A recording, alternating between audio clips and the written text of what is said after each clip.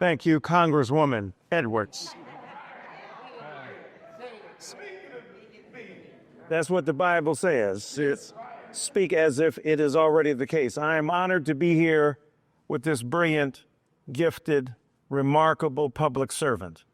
And she's the only person I would make a stop like this for, because she is worthy of that kind of support. You know what a gem and jewel she is. You know what a brilliant, articulate spokeswoman for the interests of ordinary people she is. I've never met a person more committed, with a higher pedigree of educational attainment, and yet not seeing herself divorced from or removed from the larger community that she represents. This is why we educate brilliant young people like this to come back and render service. And as the Bible says, he or she who is greatest amongst you shall be your servant. And this is an especially important time. We are living through this rigorous fascist renunciation and suppression of the vote that needs to be called out. We don't have to demonize our opponents in order to articulate our viewpoints. And yet we know this administration is not concerned about the best interests of the 18th. We know not in Austin, and we know not in Washington, D.C. Dictatorial mandates delivered from the Department of Justice to the state of Texas, and dealing with Harris County, the most populous county in the state, the most populous and largest Black community in this state.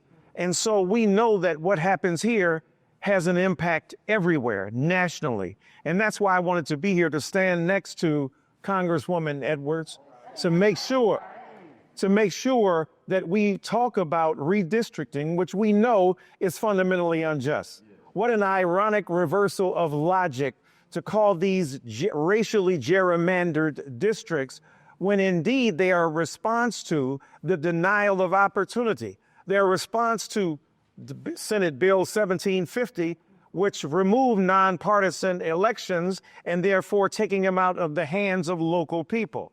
We're talking about Senate Bill 1933, which tossed it back into the Secretary of State so that he has discretion over what happens here. Or Senate Bill 1, which removed the ability of voters to be assisted. These bills are part of the machination of destruction of community, of undermining the legitimacy of community, and taking away from us, from the 18th, the ability to have say-so over our lives. This is what democracy is about. The ability to dictate the terms under which you live and to express governance that is fair and just for all the people. This is why I am here standing next to this remarkable public servant, because the suppression of the Black and brown vote has to stop. We are in the same boat, Black and Latino people, because we are suffering the kind of stigma that is heaped upon those who are vulnerable and to those who have worked hardest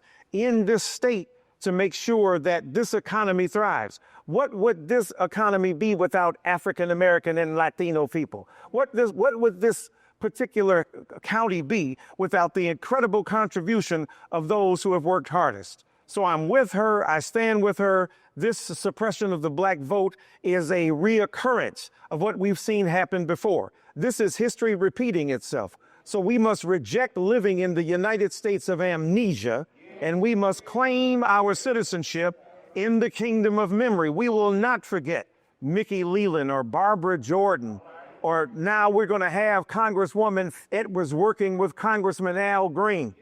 That's a hell of a duet, and I like to hear that.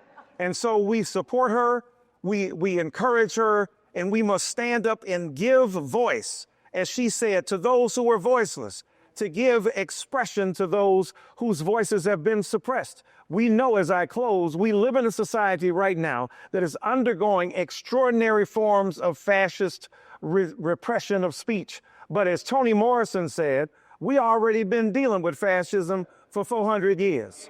We know what that means. And so with our Latino brothers and sisters, with our African-American brothers and sisters, with our conscientious white brothers and sisters, and everybody, Latino, Asian, the whole panoply of interests, the whole panoply of ethnicities, most important American citizens in the great state of Texas. And let me end by saying this.